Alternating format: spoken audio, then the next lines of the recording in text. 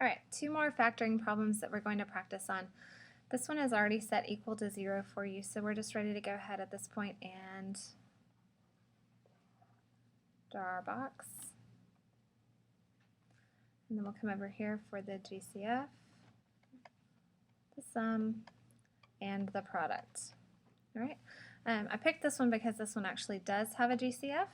So between 12, h squared, 40, and then 32, what can we divide out of all three of those? So I'm thinking at least a 2. I'd say maybe even a 4. So we're going to say our GCF is 4. So then what I need to do back over here is go ahead and bring that 4 out, which would leave me with 3h squared plus 10h plus 8 equals, whoops, parenthesis, equals 0. Okay?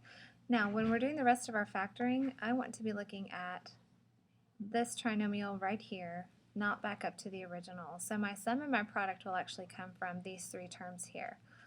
So my sum, again, is the middle term, so 10h. And my product is the two outside terms multiplied together, so 24h, and I was about to do x, h squared. Okay, so what times what gives me 24h squared but adds up to 10h? That should be 6h and 4h. Okay, we'll put those two in the boxes here and here, so 6h, 4h. And then the first term goes in the first box. Again, that GCF is not coming into play yet. The last term will go in the last box. Okay. Now we need to find GCFs of the columns. So here they have a 3h in common. On this column they have a 4 in common. Across this row they have an h in common. And across this row they have a 2 in common. So once I finished factoring, I got 3h plus 4 and also h plus 2. Then I need to bring my GCF and put it to the front, and it all equals 0. So then the last thing I need to do is set each thing equal to 0. So every one of these is a factor. Factor 1, factor 2, factor 3. So I set each factor equal to 0. But if I have a constant like 4 and I set it equal to 0, 4 cannot equal 0. So essentially 4 ends up just dividing itself out and it just goes away. Now 3h plus 4 I can set equal to 0 and solve. I would subtract the 4 over, divide by the 3, so h equals negative 4/3. And for the final factor, h plus 2, so we would subtract and h would equal negative 2.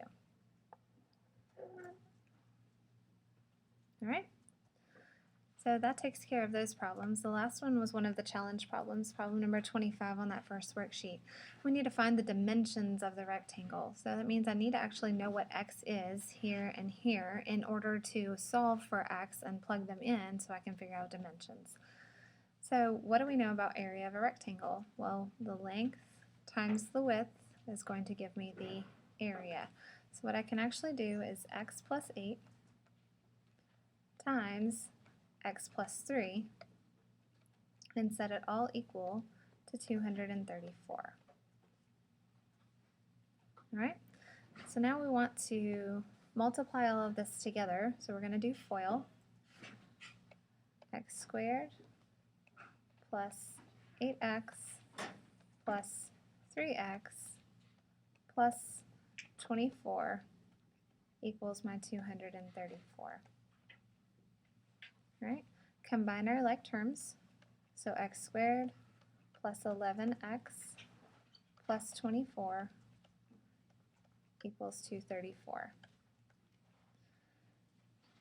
Now, I need to solve for x, and this is a quadratic. So the way I solve a quadratic, again, is by factoring, which means I have to make this guy equal 0. So we're going to go ahead and subtract 234.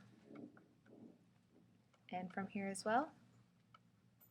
So now I'll end up with x squared plus 11x minus 210 equals 0. So now when we come over here, my sum is going to be 11x. My product will be negative 210. x squared. Okay, so we're asking what times what is going to give me 210 but have a difference of 11. So I'm thinking, I know 21 times 10 will give me 210, but that one doesn't have a difference of, or does it? Yeah, 21x and 10x has a difference of 11. So those are our two terms. So 21x and 10x here and here. Then my first term, we're factoring this guy right here. So my first term would just be x squared. And my last term would be negative 210. Okay. Now we'll do GCF here would be x. GCF here would be 21. GCF across here is also going to be x, and the GCF here would be 10. Oh, I didn't make one of them negative, did I? We need a positive 11. That means my 10 needs to be negative here. 10 needs to be negative here, which means this guy needs to be negative out here. All right, so what I have factored is x minus 10 times x plus 21 equals 0. And we'll solve each one of those. So x would equal 10, and then also x would equal a negative 21. Now if you go back and read the instructions, it says to find the dimensions of the rectangle. It does not say find x, but we needed to find x to find the dimensions of the rectangle. So now if x was negative 21 and I plugged that in here, I would end up with a negative answer for a dimension here. And a length and a width can't be negative numbers. So negative 21 is actually an extraneous solution. It won't work for us for this problem. But if I put in a 10 back up here, 10 plus 8 gives me my length will be 18. And then also put the 10 here, 10 plus 3, my width is going to be 13. So my final answer for this, find the dimensions of the rectangle, would be 13 by 18. So we had to work through all of this in order to find x to be able to find those dimensions. I hope that problem makes sense for you guys. If you have any questions, please let me know. Otherwise, you've got some factoring worksheet problems that you need to get taken care of back over here. Evens here, also evens here. Have fun factoring.